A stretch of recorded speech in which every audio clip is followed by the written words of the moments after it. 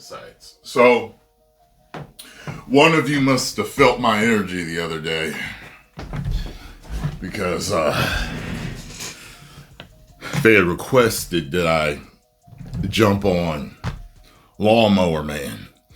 I mean, Chainsaw Guy or Chainsaw Man or something like that. And Lawnmower Man was like a 90s movie where they were just trying out CGI or something like that. I remember that. But anyway, but I also was thinking about Demon Slayer. And I reacquainted myself with the Lawnmower Man. I mean, Chainsaw Man. Yesterday, I watched the first episode again.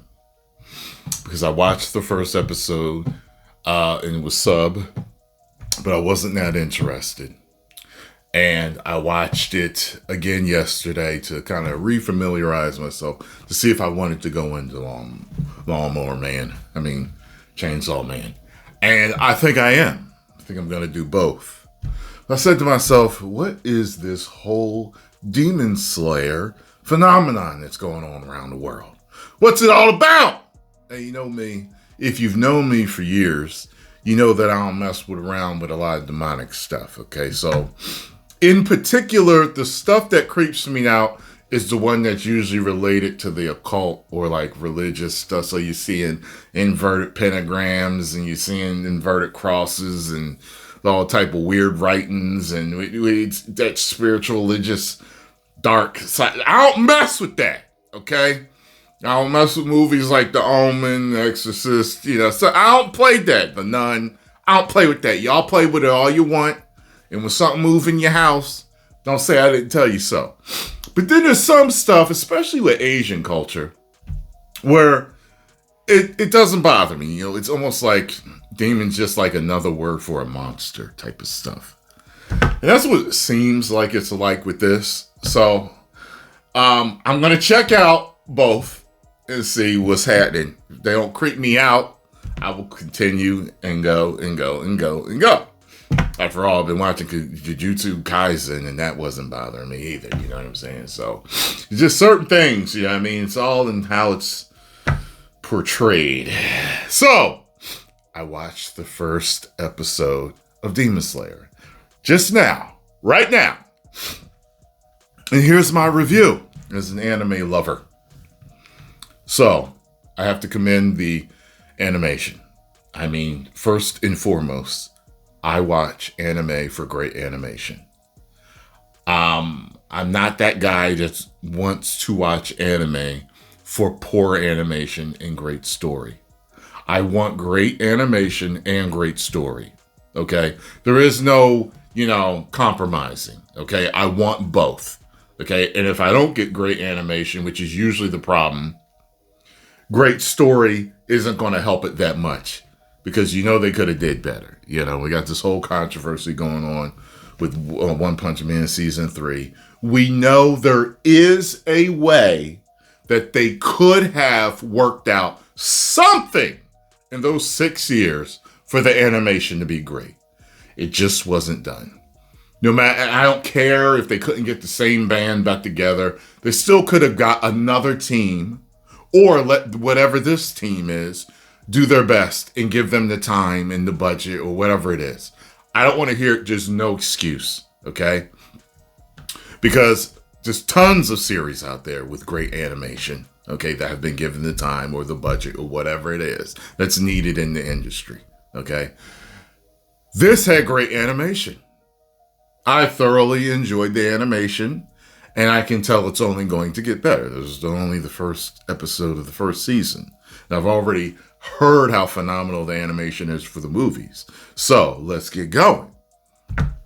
So, I haven't memorized anybody's names yet. But the main protagonist seems like a good guy. He walks to the market in town and he's selling charcoal. He seems to have a power or ability to smell people's scent on stuff and know who's touched what. He helps a guy out at the market whose mom appeared to punch him in the face or something because his nose was bleeding.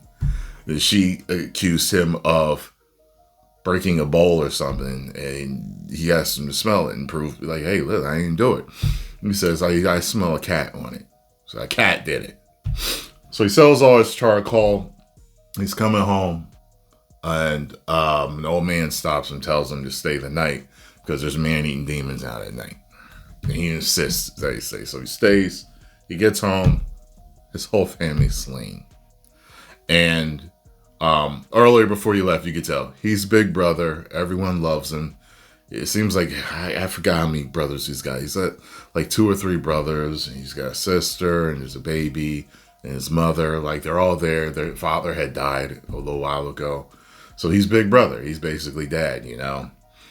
And he comes back to them all slain.